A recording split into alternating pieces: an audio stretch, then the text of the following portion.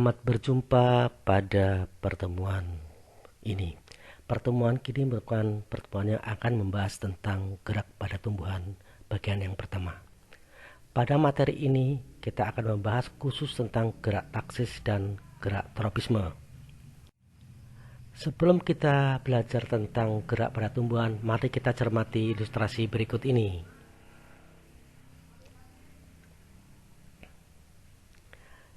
Coba kita perhatikan, apa ada perbedaan kedua gerakan ini? Perhatikan, gerak pada burung ini adalah gerak seluruh tubuh tubuh hewan nih. Sedangkan yang ini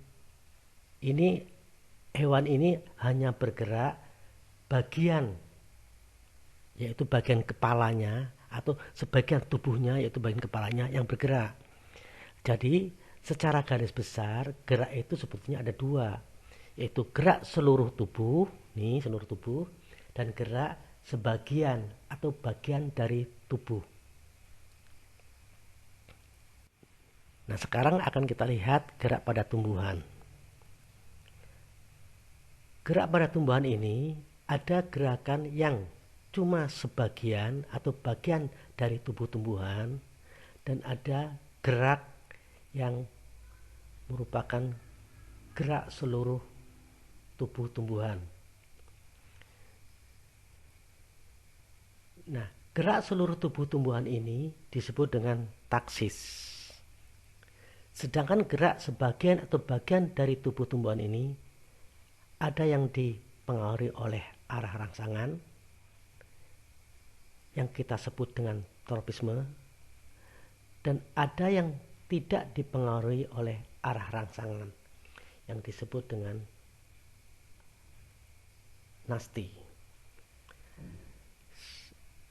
Sehingga gerak pada tumbuhan ini secara garis besar ini ada dua, gerak sebagian atau bagian tubuh tumbuhan dan gerak seluruh tubuh tumbuhan yang kita sebut dengan taksis. Nah, gerak sebagian tubuh tumbuhan ini ada dua jenis, yang jika dipengaruhi oleh arah rangsangannya disebut dengan tropisme, dan jika tidak dipengaruhi oleh rangsangan disebut dengan nasti. Dengan demikian, secara rinci gerak pada tumbuhan itu ada tiga macam, yaitu taksis, tropisme, dan nasti.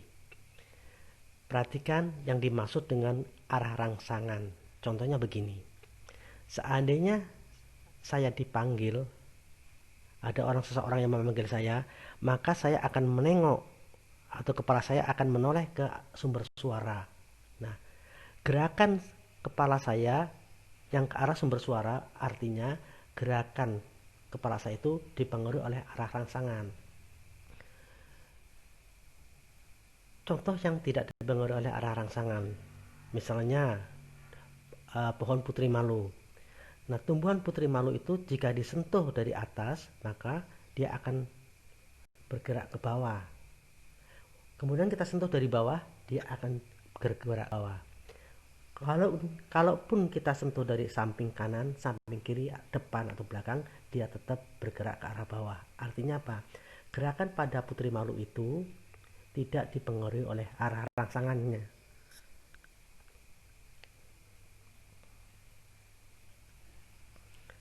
Sekarang kita bahas satu persatu. Nah, gerak taksis ini ada dua macam. Yang pertama fototaksis. Nah, disebut fototaksis ini jika jenis rangsangannya itu berupa cahaya matahari. Contohnya pada Euglena dan Chlamydomonas yang bergerak mendekati cahaya matahari. Akan saya perlihatkan nanti bagaimana fototaksis pada Euglena dan Chlamydomonas. Kemudian yang selanjutnya disebut dengan kemotaksis. Nah, kemotaksis ini jika jenis rangsangannya berupa zat kimia. Contohnya pada bakteri dermo yang mendekati O2. Sekarang kita lihat ilustrasinya. Seandainya saya mempunyai tabung transparan atau tabung kaca yang saya isi dengan air. Kemudian saya masukkan Spirogyra. Spirogyra ini adalah tanaman yang kita temukan pada kolam, tanaman renik. Kemudian saya beri di bawahnya ini beberapa bakteri termo. Nih, ada di bawah bakteri termo. Kemudian saya sinari bagian yang kosong ini, yang hanya berisi air ini, saya sinari. Ternyata bakteri termo ini tidak dipengaruhi oleh cahaya matahari ini. Dia tetap diam. Artinya apa? Bakteri termo ini tidak dipengaruhi oleh jenis rangsangan yang berupa cahaya. Tapi ketika saya pindahkan cahaya matahari ini ke bagian Spirogyra atau mengenai bagian tertentu dari Spirogyra ini, pada saat tertentu bakteri termo ini ternyata akan mendekati wilayah di mana Spirogyra ini saya beri sinar. Mengapa terjadi seperti ini? Pada saat matahari saya kenakan Spirogyra, ternyata Spirogyra ini melakukan fotosintesis. Nah, pada saat fotosintesis ini akan menghasilkan O2.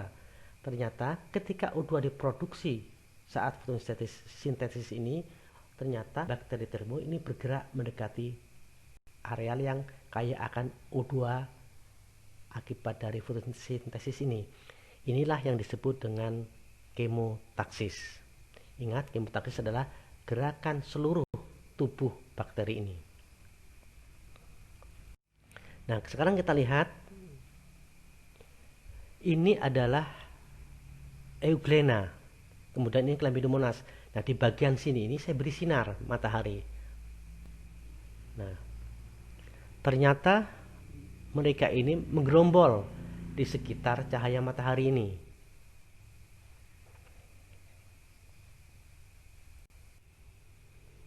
Nah, sekarang gerak tropisme, macam-macamnya. Yang pertama, ada yang disebut dengan fototropisme.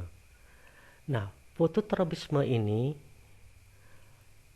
apabila jenis rangsangannya itu berupa cahaya.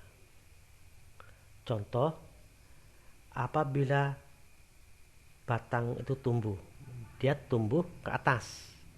Mengapa batang tumbuh ke atas? Karena sinar matahari ke atas. Jadi batang itu tumbuhnya mendekati arah matahari. Nah, fototropisme ini disebut juga fototropisme positif. Nah, kalau batang tumbuhan ini tumbuhnya ke atas, artinya dia itu mendekati cahaya matahari, tetapi dia menjauhi pusat bumi. Oleh karena itu, fototropisme ini disebut juga dengan geotropisme negatif. Sekarang jenis yang kedua, yaitu geotropisme. Geo itu artinya bumi, tropisme itu gerak sebagian tubuh tumbuhan. Nah, jika jenis rangsangannya berupa gravitasi bumi, maka tropisme itu disebut dengan geotropisme. Contohnya, tumbuhnya akar. Nah, akar akan tumbuh menuju pusat bumi, maka disebut dengan geotropisme, atau disebut juga geotropisme positif. Nah, tumbuhnya akar menuju pusat bumi itu bermakna juga dia tumbuhnya menjauhi cahaya matahari. Oleh karena itu disebut juga dengan fototropisme negatif. Jadi geotropisme itu disebut juga fototropisme negatif, sedangkan fototropisme disebut juga dengan geotropisme negatif. Sedangkan jenis yang ketiga adalah hidrotropisme. Disebut dengan hidrotropisme jika rangsangannya berupa air. Contohnya, gerakan akar literal menuju air. Contoh yang keempat, jenis yang keempat adalah Tikmotropisme. Tikmo itu artinya sentuhan. Jadi disebut tikmotropisme jika rangsangannya itu berupa sentuhan. Contohnya timun, kemudian labu, kemudian dan lain sebagainya, itulah yang masuk dalam cucurbitaceae. Itu seluruhnya akan membelit kayu yang ada, sehingga kalau dia tersentuh maka seluruh itu akan membelit kayu itu, maka disebut dengan tikmotropisme. Akan kita lihat masing-masing faktanya atau kejadian di alamnya. Mari kita lihat.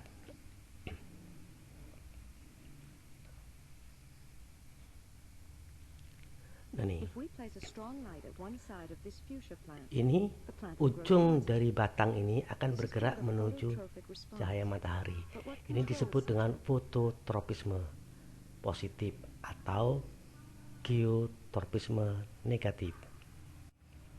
Sekarang kita lihat geotropisme ini, akar akan bergerak atau tumbuh menuju pusat bumi. Nah, ini disebut geotropisme positif atau fototropisme negatif. Nah, sekarang kita lihat akar samping nih. Nah, perhatikan, akar samping ini akan bergerak menuju ke tempat yang basah nih, menuju ke tempat yang basah. Nah, ini disebut hidrotropisme. Nah, sekarang kita lihat tikmotropisme. Nih, ini adalah sulur dari cucurbitaceae. Nih, dia akan melilit jika tersentuh oleh benda.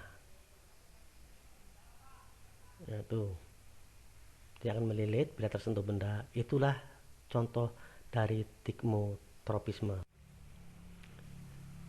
Sekian pertemuan kita kali ini. Saya akhiri. Wassalamualaikum warahmatullahi wabarakatuh.